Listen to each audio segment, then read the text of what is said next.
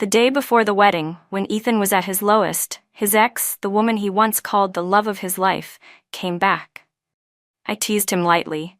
"So are we postponing the wedding?" His face darkened with anger.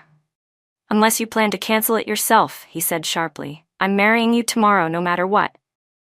The next morning, I was ready before dawn. I waited from 6 in the morning until noon, but Ethan never showed up. His phone stayed unreachable the entire time. It wasn't until the wedding was officially canceled that he finally rushed in, looking utterly exhausted. He tried to explain, his voice tight. "Sophie's ex-husband tried to blackmail me. He contacted our law firm and specifically asked for you to handle the statement at the police station today. As the representing attorney, you had to be there. It was just work, nothing personal." I looked at his serious face and felt a cold laugh rising inside me. So Sophie wasn't just his first love, she was his whole world. By the time Ethan arrived, the wedding stage at the hotel was already being dismantled. Our welcome photo had been knocked over and lay in pieces on the floor. He stood there in the lobby, face full of guilt, bowing repeatedly as he apologized to my furious parents. Half an hour later, he finally broke through the crowd and came over to me. I sat before the dressing mirror, lost in thought. He lowered his eyes and said carefully, "Lena, I'm really sorry. Today was a special situation." In the mirror, he looked pale and haggard, like someone who hadn't slept all night. On any other day, if he'd stayed up late working, I would have cupped his face and felt sorry for him. But today was our wedding day. And his so-called special situation wasn't a life-or-death emergency. It was spending the whole day with his ex at the police station. I raised my eyes and met his through the mirror. The faded warmth in his gaze still carried the same pull it once had, but now it only felt ironic. Old love, new bride, he couldn't let go of either. I curved my lips into a calm smile. "It's fine," I said quietly. "No big deal. After all, it's lucky we hadn't registered the marriage yet. It's not a big deal. Just seeing a man's true colors on your wedding day." Ethan froze, clearly unprepared for my composure. His mouth opened slightly, as if he had a list of explanations ready, waiting for me to explode so he could defend himself. My calmness left him completely off balance. There was nothing more to say. I stood up, intending to walk past him, but he grabbed my wrist. "Lena," he said hoarsely, "where are you going? Tonight we still..." I turned my face and cut him off. "I already canceled the flight to the Maldives. I don't think there's any point in going on a honeymoon now, is there? The wedding's already over." I shrugged and looked around. The dreamy, romantic decorations that were supposed to witness our happiness now looked like props in a cruel farce. Ethan still wouldn't let go, whispering apologies over and over, his grip tightening on my wrist. Then someone hurried toward us. Just one glance from him, and Ethan's hand tensed even more. I had never met Sophie before, but the moment she walked toward us, graceful and composed, I knew who she was. When she came closer, guilt filled her face. She hesitated for a moment, then stopped beside Ethan and said softly, "Ethan, I didn't know today was your wedding. You should have told me yesterday. Otherwise," Sophie said softly, "I never would have asked you to be my attorney. Because of my small personal issue, I ended up ruining your wedding. I really do feel awful about it." I had been about to leave, but when I heard her words, I stopped in my tracks. Sophie's name had been part of my life ever since I first met Ethan. It lingered, never quite fading away. All of his friends used to say that Ethan had loved Sophie for 7 years. She was the girl he had chased so desperately during his youth, the so-called light of his life. Eventually, that distant light finally looked back at him, and they were together for a year. But when graduation came, they broke up. At that time, Ethan's mother fell seriously ill, and his father's small company ran into financial trouble.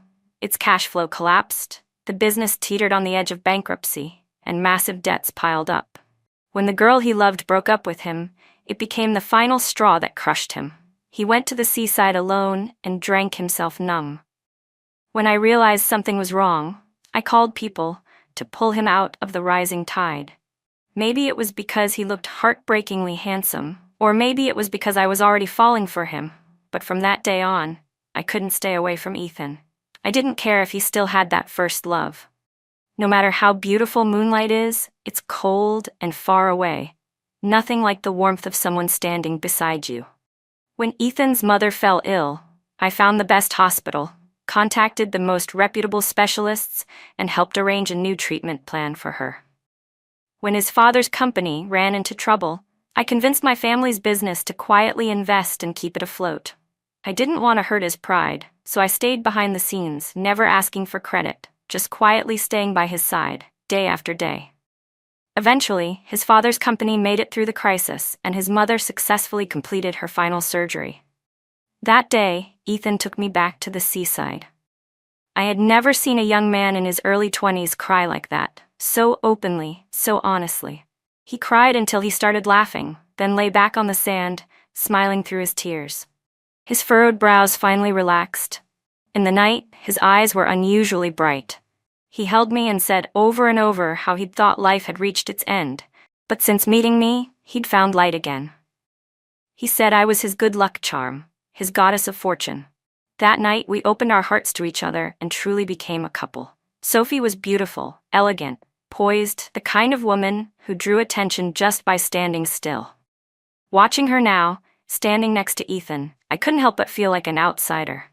Looking at the two of them together, I had to admit, they looked perfect, the golden couple everyone used to talk about. No wonder Ethan had loved her for 7 years. No wonder that the moment she reappeared, he completely lost his composure. Sophie's apology was directed entirely at Ethan. From the moment she entered the room, she hadn't looked at me once, not even a glance, though I was the one most wronged in all of this. My heart sank. She hadn't come here with good intentions. Ethan seemed just as caught off guard by her sudden appearance at the banquet hall. For a moment he looked dazed, but then his face hardened. He took 2 steps back, putting distance between them. "Miss Chen," he said coldly, using her formal name, "we are only client and attorney. Whatever needed to be discussed was already settled at the police station. This is a private matter between me and my fiancé. Please leave." Being met with his cold tone didn't seem to bother Sophie. She smiled faintly, her expression calm and graceful, her voice gentle. "I'm sorry," she said softly. "I wasn't thinking clearly." She turned her head slightly, her gaze landing on me, light, detached, neither challenging nor curious. It was the kind of look you'd give a stranger, calm and composed, as if none of this had anything to do with her. "I've heard about you," Sophie said with a faint smile. "Thank you for taking care of Ethan after I left all those years ago. About today, I truly am sorry. Ethan has always been a man of deep feelings. He's never changed, not once in all these years. He's a good man, someone worthy of spending a lifetime with." Her words landed like a slap across my face. Who did she think she was to make judgments about my relationship with Ethan? Since when did an ex from years ago have the right to stand here and pass verdicts on us? A cold laugh escaped my throat. Ethan immediately sensed my anger and tried to pull me away. "Lena, don't pay attention to her. Let's go home and talk about this." I yanked my wrist free. Go back? Go back where, Ethan? Don't tell me you actually think after this disaster of a wedding, I'd still agree to hold another one with you." My voice trembled slightly, though I fought to keep it steady. "I'm 29, not 22 anymore. And this is our 7th year together." The rest of the words caught in my throat, burning. My eyes stung, but I tilted my head back, forcing the tears not to fall. Once I steadied my breath, I turned my gaze away from Ethan and looked straight at Sophie. She met my eyes calmly, without fear. But I knew better. No one comes to a wedding uninvited unless they have something to prove. "Miss Chen, right?" I said coolly. "Nice to meet you. We're both women here, so let's skip the act. Ethan and I sent out invitations a month ago to both our families, friends, and colleagues, including everyone at his law firm. Your simple little 'I didn't know' and your apology just ruined half a year of planning from both families. You turned everyone's hard work into a joke." I took a step forward, my tone sharper now. "And yet you still have the nerve to show up here. Tell me, are you here to sincerely apologize, or just to flaunt your charm and see for yourself what power you still have over him? You know the answer better than anyone. If it's the latter, then congratulations. You've won. You're still very charming. Even after 7 years, all it takes is one word, one look from you, and Ethan comes running." I let out a cold, bitter laugh. "But don't you think your methods are a little too cheap? If you want to steal a man, then steal him. No one's stopping you. But why drag everyone else down and humiliate all of us in the process? I could feel the stunned silence in the room as my words hit her like arrows. My family runs a business, I continued evenly. I've never told Ethan exactly how big it is, and he's never asked. He has his own career. But in recent years, competition in his industry has been fierce. It's been hard for him to move up. What he doesn't know is that for today's wedding, my family invited several of the city's top corporations and potential partners, many of whom happen to be clients his firm has been trying to work with. If the ceremony had gone as planned, with his talent and reputation, he could have easily secured those deals afterward. But now? I let out a low, humorless laugh. Now this fiasco of a wedding, where the groom never showed up, will make families the talk of the town. And no serious company would ever trust their legal affairs to a man who disappeared from his own wedding. My outburst left Sophie momentarily speechless. The faint light in her eyes flickered, but she didn't argue back. Instead, she turned her gaze to Ethan, who stood awkwardly between us. Ethan rubbed his temples in frustration, clearly overwhelmed, then looked at me and began to explain. "Lena, it's not what you think," Ethan said quickly, his tone low and strained. "Sophie." That familiar, casual way he said her name scorched my ears. I dodged his hand as he reached for me, grabbed the half-finished glass of water on the table, and threw it straight into his face. "Shut up, Ethan," I snapped. "Between you and Sophie, you're the one who disgusts me the most." I straightened my back, my voice cold and steady. "You don't need to explain, and you don't need to feel conflicted. We're done." The commotion had drawn attention. When my parents hurried over, they caught only the last part of what I said, that I was breaking up with him. They'd never been completely happy about Ethan to begin with. But because I'd loved him so deeply, they hadn't interfered. And now, after he'd not only failed to show up to the wedding, but also showed up later with another woman, no one needed to say anything more. Anyone could see exactly what was going on. My father's face turned red with rage, and he raised his fist, ready to charge forward. I stopped him just in time. "He's not worth it," I said quietly. After the wedding was canceled, I officially ended things with Ethan, on my own terms. As for the wedding expenses, we had agreed early on that both families would split everything 50-50. To my family, that amount of money wasn't much, but the humiliation from the whole fiasco was another story. I was in no mood to be gracious. So I had my assistant send every single bill to the Carter family, Ethan's parents. It wasn't even that much, around $200,000. They could afford it, though I knew it would sting. After all, it was money wasted on a wedding that never happened. Ethan's parents came to our house to apologize several times, but my parents, furious on my behalf, refused to even open the door. After being turned away repeatedly, they resorted to texting me, trying to convince me to forgive him for the sake of the elders. Out of respect, I replied politely a few times, but once they realized I was firm in my decision and wouldn't take Ethan back, his father sent me a long message at 2 a.m. It was practically an essay, listing how kind their family had been to me over the years, how exceptional Ethan was, how I'd been lucky to have him. In the end, he made it clear that they would only pay half the wedding costs, since that was what both families had originally agreed to. "Besides," he wrote, "most of the guests, 80 tables, were from your side. The dress, the tuxedo, the decorations, those were all your requests, so naturally you should handle them. After all, Ethan didn't cheat, he just missed the ceremony. A good woman should be gentle and forgiving." I stared at the long wall of text, laughter bubbling up despite my anger. I thought of those years when Ethan's parents were sick, when Ethan was buried in work, and it was me running back and forth between hospitals, making sure his family was cared for. I remembered his father, pale and weak in a hospital bed, once telling me, "Having a daughter-in-law like you is the Carter family's greatest blessing." Now that he'd recovered, apparently that blessing came with conditions. "Men in their 30s are in their prime," he'd written. "Ethan is an exceptional man.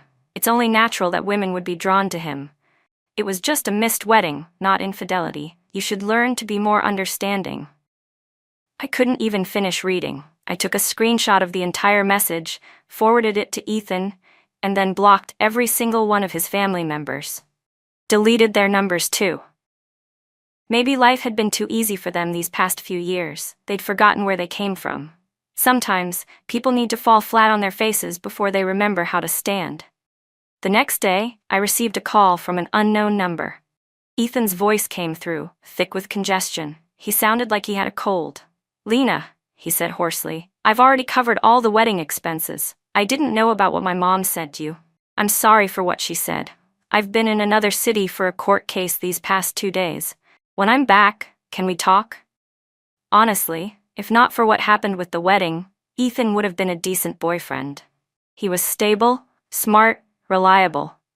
Even though everyone used to say he still carried a torch for his old flame, I never cared.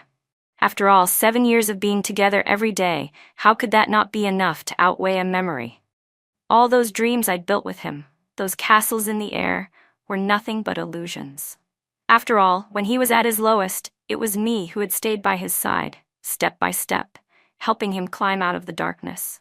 Yet that day, when I sat alone in the bridal suite, listening to the cold, mechanical voice on the phone repeating, "The number you have dialed is unavailable," over and over again, I finally realized how foolish I'd been.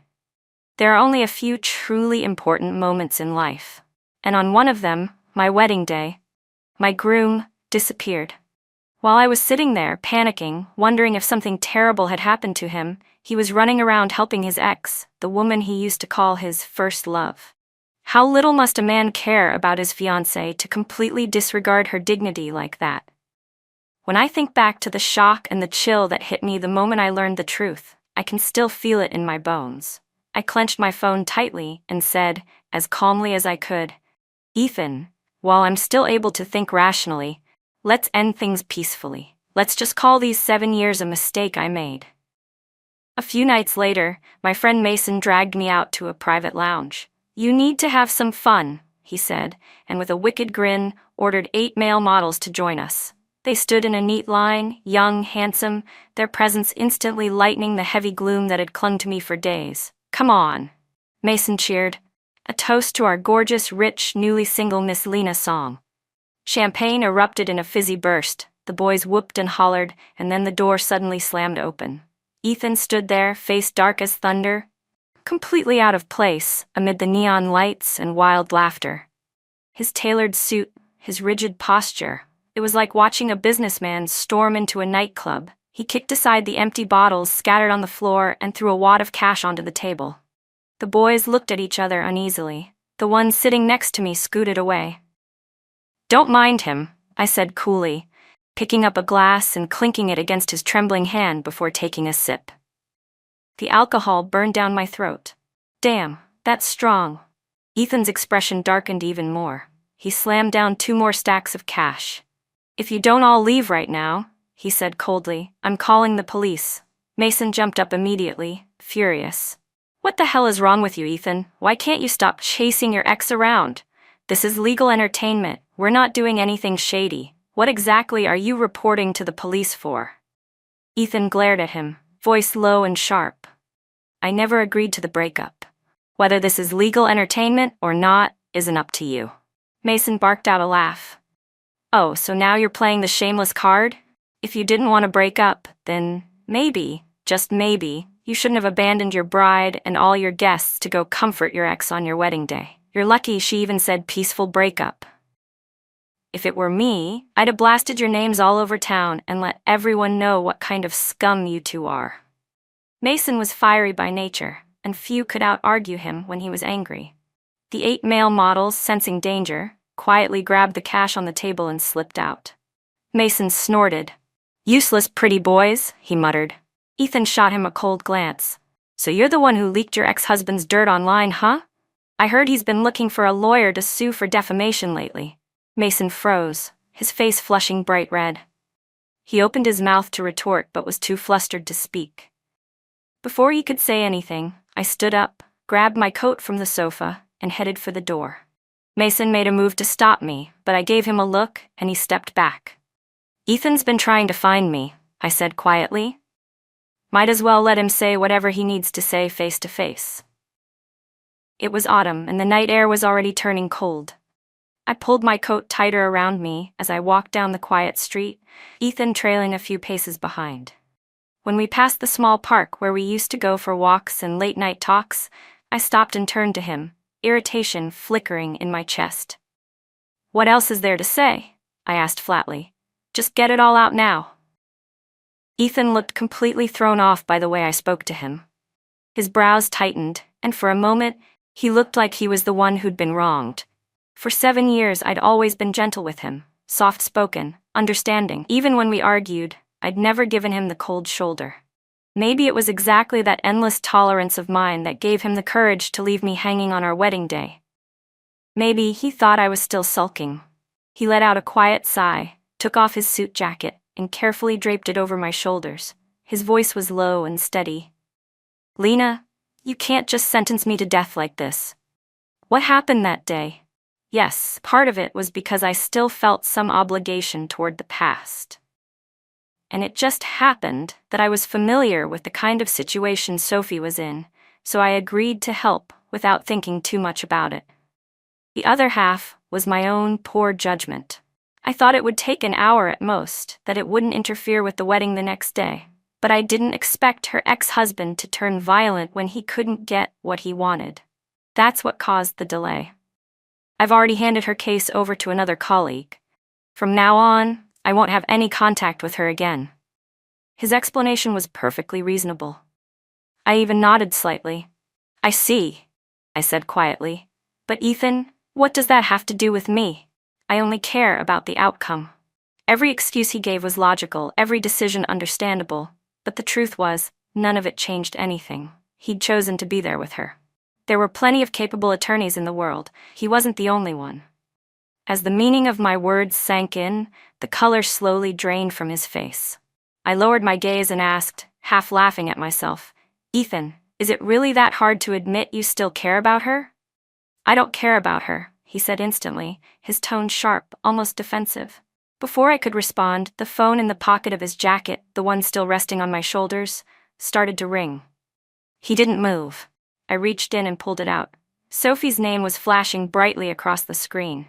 I remembered what he'd just said about having no more contact with her, and a bitter smile tugged at my lips. I held the phone out to him. He hesitated, curling his hand into a fist, refusing to take it. The screen went dark. Then it lit up again. The ringtone pierced the quiet night, once, twice, a third time. I pressed answer and put it on speaker. "Ethan," Sophie's voice came through, weak and trembling. "Where are you? I think I have a fever. I don't really know the hospitals around here. Can you take me to see a doctor?" I arched an eyebrow, looking straight at Ethan.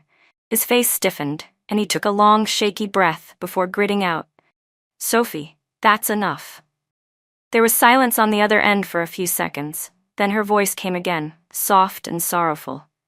"Ethan, I know you're still angry about the way I left back then, but I had my reasons. Later, when I heard about your mother's illness and your father's debts, I tried to reach out for help. I called in favors, asked around. I was the one who helped your family through that crisis. Yes, I was wrong to leave, but you can't erase the fact that I once truly cared about you. Even if we're nothing more than old friends now, helping me this time isn't too much to ask, is it?" Her words made my whole body go rigid. My eyes widened as I stared at Ethan, whose expression had turned dazed and uncertain. I grabbed the phone and hung up, my voice trembling as I demanded, "What does she mean by that? Ethan, what does she mean she helped your family back then? What does Sophie have to do with what happened to your parents?" He closed his eyes, his whole body tense with conflict. After a long moment, his shoulders slumped in defeat. When he finally looked at me again, his voice was low and hoarse. "Lena, let me take you home first, okay?" I clenched my fists. "Answer my question." Because I kept pressing, Ethan finally spoke, his voice tinged with frustration. "Back then, yes, my family did owe Sophie a debt. She helped us when we were in trouble. Now that she's the one struggling, I can't just stand by and ignore it." Something in my mind clicked into place. I looked up at him, searching his face. "So everything you've done, all of this, is because she helped your family back then?" Ethan hesitated, his expression conflicted. Then he gave a vague nod, as if he didn't want to think too hard about it. Before I could say anything else, his phone rang again. He started to turn away, but I reached out and grabbed the corner of his coat. Our relationship might have fallen apart, but there were truths he needed to hear. "Ethan," I said quietly, "your family's problems back then had nothing to do with Sophie." He froze. I held his gaze. "Think about it. She broke up with you at your lowest point and left the country almost immediately to marry a wealthy businessman. She didn't even care about you. Why would she go out of her way to help your parents? And your father's company? That investment she supposedly arranged has been growing every single year since. If she really had that kind of influence, why would she have walked away from you in the first place? Doesn't it seem a little too convenient that she came back exactly when all this started happening?" Ethan's body stiffened. He lifted his head sharply, his eyes darkening, his tone turning cold. "Lena, Sophie isn't the kind of person you're describing. Yes, she was the one who left me back then, but that doesn't make her a bad person. She just didn't love me anymore, that's all. And during that time, no one else would have cared enough to help my family the way she did. Don't twist her intentions." I stood there, staring at him, feeling like I'd been struck by lightning. The phone started ringing again. Ethan glanced at his watch, then abruptly hailed a taxi. Before I could react, he opened the door and gently pushed me inside. "Lena, please, just go home for now," he said quickly. "Once I settle things with Sophie, I'll give you an answer you'll be satisfied with. I love you."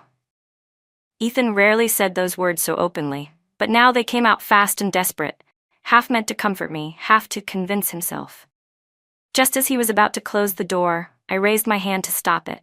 I looked up at him seriously. "Ethan, what if I told you it was me who found your mother's doctor? That it was me who brought in your father's investor?" His expression flickered, first startled, then guarded. After a pause, he looked away and said softly, "Lena, don't do this. 7 years ago, we just met. No one would go that far for someone they barely knew. I know you don't like Sophie, but you don't have to lie about something like this."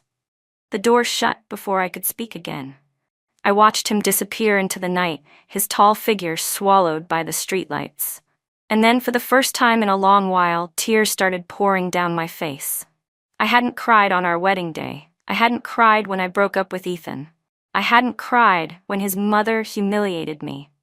Through it all, I had held myself together. Because I truly believed that my 7 years with him were our 7 years, that he had felt every joy, every sorrow, every moment the same way I had. But just now, it hit me. Those 7 years existed only in my world. In 7 years, I'd come to know everything about him, his moods, his habits, his likes and dislikes. I could read every subtle shift in his expression, anticipate his needs before he spoke. But he still didn't even know what kind of business my parents ran, or what I had done for him behind the scenes. For so long, I had told myself it was because he respected boundaries. But now I realized it wasn't respect. It was distance. Because I once mistook his silence for respect, I never questioned why Ethan didn't pry into my life. But now, I finally understood. It wasn't respect. It was indifference. If he had cared, even a little, he could have easily found out the truth. The details weren't hidden. A bit of effort, a few questions, and he would have seen how everything was connected. What a joke. A complete, heartbreaking joke. I reached into my handbag and pulled out the smooth, cool ring that had once symbolized our future. I rolled down the car window and tossed it out without a second glance. At breakfast the next morning, I smiled and casually started talking to my parents. "You mentioned Uncle James's son a while ago. He seemed like a good guy. Did he ever get married?" My parents exchanged surprised looks, probably wondering why I was suddenly bringing this up. After all, not long ago I'd always avoided these kinds of conversations. "If he's still single," I continued, "could you help arrange a meeting? I think it's best to marry someone with a similar background. It saves time and effort, and at least we'd understand each other's world. I've never been against marriage or children. My parents worked so hard to build what we have, someone has to inherit it, to live the life they earned for me."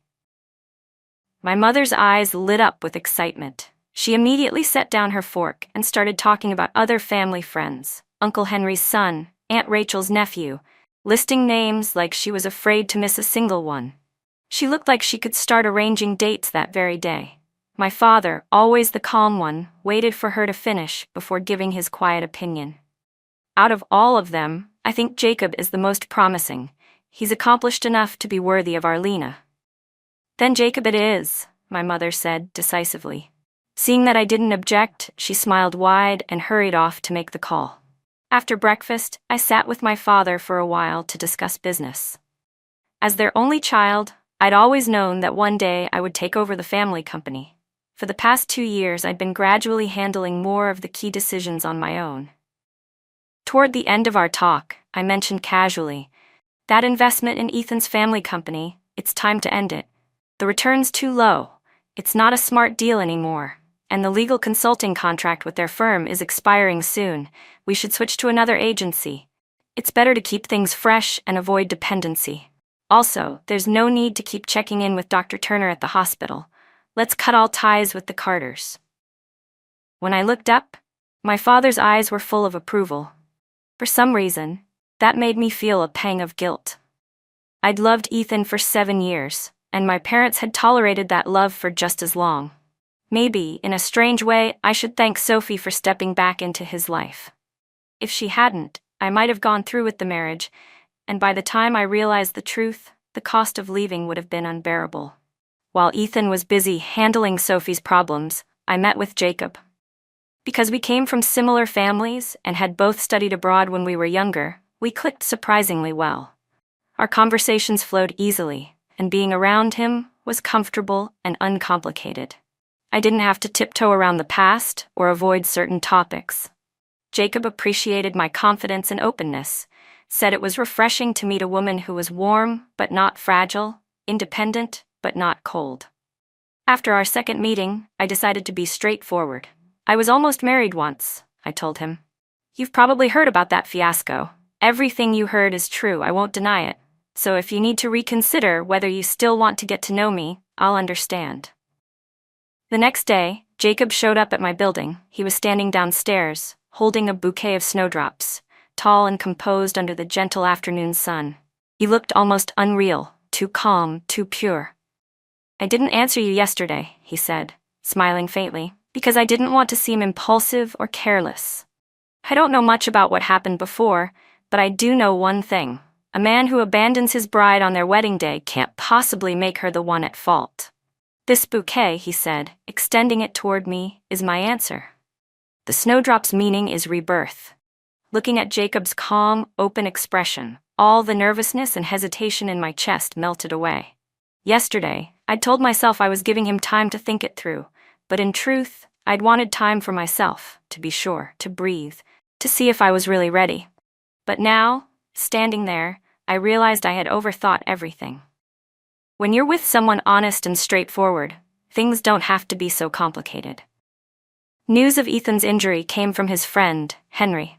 I got the call while Jacob and I were on our way to a concert. Inside the quiet car, Henry's voice came through clearly over the speaker. Lena, Ethan's been seriously hurt, stab wound to the abdomen. He just came out of surgery at St. Mary's Hospital. You need to come, quick. I instinctively looked toward the driver's seat. Jacob glanced at me through the mirror, then turned his head with a reassuring smile, silently telling me not to worry. Lena, are you there? Henry's voice urged on the line. I switched the call to speakerphone and replied evenly. Henry, Ethan and I broke up the day the wedding was canceled. It's not appropriate for you to call me that, and you don't need to inform me about his situation. Please notify his family instead. There was a brief silence on the other end. In the background, I thought I heard a faint, uneven breath. Someone else was there. Then Henry's embarrassed laugh came through. Lena, come on, you're joking, right? You two have been together 7 years. You wouldn't just break up over one misunderstanding. We all know Ethan messed up on the wedding day. We've already scolded him plenty for it. But he's really hurt this time, and badly. If there's any misunderstanding, you two should talk it out in person. I sighed softly. There's no misunderstanding between us, Henry. Everything that needed to be said was said, and the past doesn't need to be mentioned anymore. I paused, glancing toward Jacob's calm, focused face beside me. Also, I have a boyfriend now. I don't want him to misunderstand or think I'm still tangled up with my ex. Please don't call me again. The line went silent for half a second before a sharp sound came through, like something hitting a surface. Then Ethan's voice, low and trembling with suppressed anger, filled the car. "Lena, what are you talking about? What boyfriend? I told you, I never agreed to the breakup." His tone softened slightly, almost pleading. "Lena, I know I was wrong. I swear, once I recover, I'll make it right. I'll give you the most beautiful, unforgettable wedding you've ever seen. Please, come see me at the hospital. I miss you." That was Ethan, stubborn to his core, always convinced the world revolved around what he believed. I exhaled, then wordlessly tilted the phone toward Jacob, giving him a helpless little smile. He immediately understood. Taking the phone, he spoke clearly, his voice calm but firm. "Hello, this is Jacob, Lena's boyfriend. Don't worry about the wedding. I'll make sure she has a grand one, and I'll be sure to send you an invitation." There was a loud crash on the other end, the sound of a phone hitting the floor, followed by muffled chaos. I reached over and ended the call. When I looked up, Jacob had already parked the car. He was watching me with a quiet smile, that composed, refined warmth that seemed to melt the chill right out of the air. For a moment, my heart stirred, and I blurted out without thinking, "Jacob, you don't happen to have a first love of your own, do you?" He chuckled softly, meeting my gaze.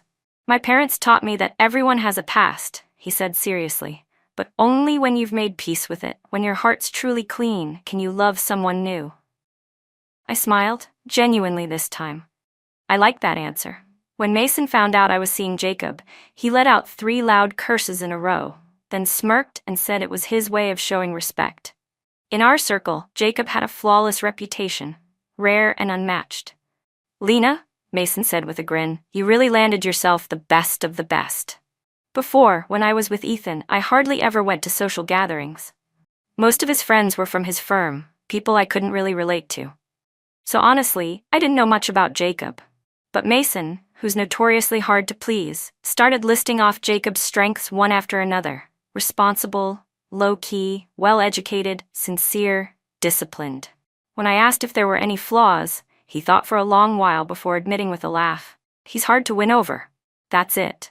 If I'd known he liked your type, I would have broken you and Ethan up ages ago and sent you straight to him." When Mason mentioned Ethan, his tone turned a bit sly. "Oh, by the way, did you hear? He got hurt." I nodded slightly. Mason's eyes lit up with nosy curiosity, but when he saw my calm expression, he reined in his excitement a little, though the amusement still lingered on his face. It was that first love of his, Sophie. She's the reason. Honestly, Ethan's an idiot, getting burned by the same woman twice. Who does that? He shook his head. That woman dumped him when he was at his lowest, remember? Then she ran off and married some wealthy Chinese-American businessman abroad. She made a ton of money over the years, but recently that man got into some trouble. The moment things turned bad, she grabbed the cash and ran back to the country. Said she didn't trust the local lawyers and wanted someone she knew. And who better than her old flame, Ethan Carter? Handsome, polished, and apparently now with that brooding CEO vibe you gave him. I couldn't help but smile faintly at Mason's dramatics. He went on. "Anyway, that businessman's no fool. He's got connections here. And Ethan, he must have lost his mind over that woman again. Broke a bunch of professional rules just because she batted her eyelashes. He ended up getting hurt, and worse, I doubt his career will recover. The injury's nothing, but his reputation, finished." I stayed quiet for a long moment, processing his words. Mason leaned closer and lowered his voice. "Lena, you're not still hung up on him, are you?" I gave a soft laugh. "Ethan? No, he's just reaping what he sowed." I took a sip of my drink and added lightly, "I was just wondering if Jacob likes skiing. I heard the Aspen slopes are opening soon. Want to come this year?" Mason's eyes lit up immediately. "Hell yes. I'll bring my boyfriend too. Let him watch and learn from Jacob. See what a real gentleman looks like." After Ethan was discharged from the hospital, he started showing up near my house almost every day. I saw him once through the car window. He'd lost weight, looked pale and hollow, like someone recovering from a serious illness.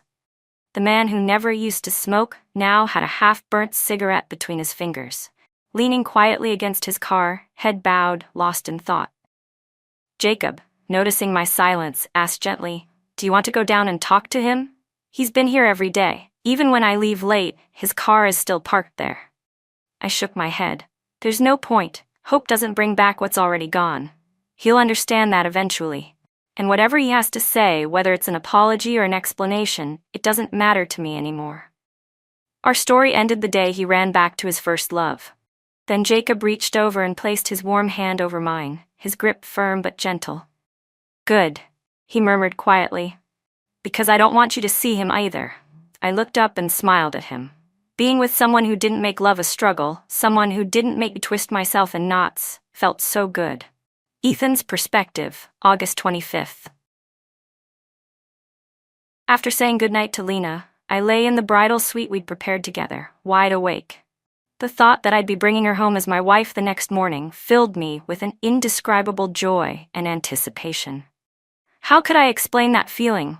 It was like a ship that had drifted at sea for years, finally seeing the shore. Or like a restless boy, holding the most precious gift of his life in his hands for the very first time. All that night, I was so excited I couldn't sleep. So when the phone rang at 1 a.m, I was in a daze. The name flashing on the screen didn't register at first. Then a soft, familiar voice came through. Ethan, it's me, Sophie. I'm back in the country. I ran into some trouble. Can you come help me? My mind went blank, like something had exploded inside my head. All those memories from my youth, everything I thought I'd buried, came flooding back like a dam breaking in the dark. But at that moment, I still had a shred of reason left. I told her no. I even said, with a strange, almost secret thrill in my chest, I'm getting married tomorrow. There was a long silence on the other end, followed by the sound of her quiet, restrained sobs. It went on and on. And that was when I started hating myself. I could have refused her politely, hung up, and gone back to bed. Instead, I let the conversation drag on, and somehow, I walked myself into a corner. When Sophie called me for the third time, I told myself I'd just help her report the incident and give a statement at the police station. An hour, I thought. 1 hour, plenty of time before the wedding. It was only 1 a.m., I could still make it. I grabbed my jacket and rushed out. At that point, I didn't even know what I was hurrying for. Was it worry for her safety, or fear of being late for my own wedding?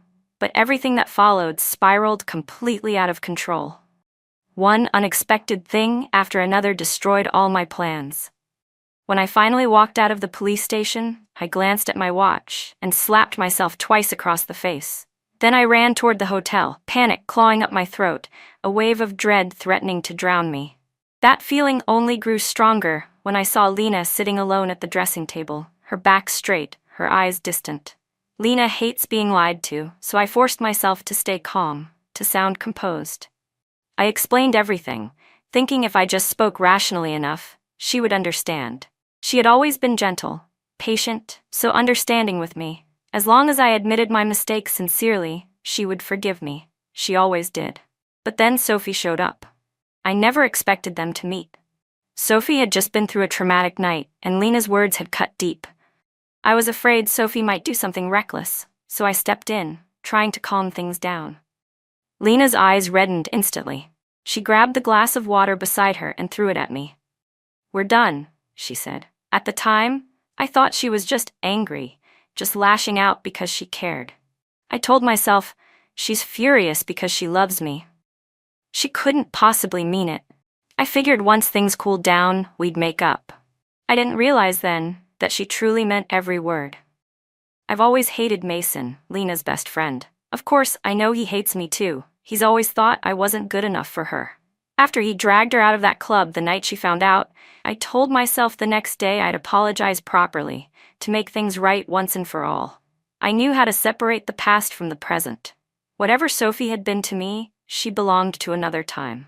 For me now, there was only Lena, the woman I loved, the woman I wanted to spend the rest of my life with. But Sophie wouldn't let go. Like a ghost that refused to fade, she clung to me. She reminded me of what had happened years ago, my parents' illness, the company's near bankruptcy, and implied that she'd been the one who secretly helped us back then. That if not for her, my family would have never survived. She said I owed her. That I had to help her now. And the worst part was, her words lined up. The timing, the circumstances, they all fit. She had just married that wealthy businessman back then. She had the money.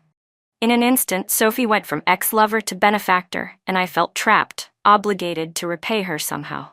So I told myself over and over, this isn't about emotion. I'm just returning a debt, that's all. Once I finished helping Sophie, I told myself that would be it, that we'd be even, and I'd finally be free. But that day, Lena had been unusually stubborn. She'd laughed bitterly and called me a fool. She said Sophie had nothing to do with what happened to my family, that I should use my head. Then she said something so absurd I couldn't help but scoff. That she was the one who found my mother's doctor and secured my father's investor. It was ridiculous. 7 years together, if that had been true, she'd had countless chances to tell me. No, she was just jealous, I thought. Competing with Sophie, like women sometimes do. I told myself I understood. I didn't realize that would be the last time I ever saw her. In the months that followed, I threw myself completely into Sophie's case. As a lawyer, I had always been disciplined and professional, meticulous about every detail. But somehow, when Sophie cried, I found myself believing every word she said, every twisted half-truth, and before I knew it, I was in over my head. I got stabbed, literally. It wasn't until I was lying in a hospital bed, bandaged and dizzy from painkillers, that I started to realize something was off. Lena hadn't called. She hadn't visited. Not a word for months. I asked my friend Henry to tell her I'd been hurt, thinking no matter how angry she was, no matter the misunderstanding, she'd come the second she heard. But when she answered the phone, her tone was cold, distant, polite, like a stranger's. She said she didn't want to be disturbed. Then she said something that made my entire body go numb. She had a boyfriend. I broke. Completely. Lena loved me so much, how could she possibly move on so fast? I refused to believe it. But reality came quick and cruel. When I called again, a man answered, her new boyfriend, calm, collected, introducing himself like it was the most natural thing in the world. My phone slipped from my hand and crashed to the floor. The world spun. It felt like everything, my future, my dignity, my life, collapsed in an instant. After I was discharged, I couldn't let go. I started going to her neighborhood every day, waiting outside her gated villa. I saw her once through the car window, but she didn't even glance my way. I'd always known Lena came from a well-off family, but I'd never realized how well-off until then. Watching the people coming and going, chauffeurs, assistants, business partners, I started putting the pieces together. One night, I couldn't take it anymore. I searched her parents' names online. When the search results loaded, I froze. Page after page of articles, business reports, press releases, industry awards. I finally understood everything. And then I remembered that night, Lena standing outside the car, blocking the door, looking straight at me as she said, "Ethan, what if I told you it was me who found your mother's doctor? That it was me who brought in your father's investor?" I'd yelled at her then, called her a liar. Now, sitting alone in the car, I felt my breath catch in my throat. My hands were shaking so hard I could barely hold the cigarette between my fingers. What the hell had I done to her? She was right. I was disgusting. After that, I stopped going to her street. I lasted 2 weeks before everything else in my life started to crumble. My father's small company lost its biggest shareholder. One by one, investors pulled out, and the business began to collapse. My mother, already fragile, relapsed under the stress and had to be hospitalized again. And then came the letter from the firm, the one where I'd worked for nearly a decade. I was supposed to be promoted to senior partner that year, but because of my mishandling of Sophie's case, I'd violated professional ethics. They dismissed me immediately. The brightest moment of my life, it seemed, had been the night before the wedding. Everything after that had been a slow, unrelenting fall. Half a year later, just as I was struggling to drag myself through each day, an envelope arrived. Inside was a wedding invitation. Lena Song and Jacob Reed. I didn't go. I couldn't. I didn't have the courage to face the fact that Lena was truly marrying someone else. My entire life, it seems, will be spent trapped in that single night, the one where happiness was just one step away. And for the rest of my days, I'll live with the weight of that regret.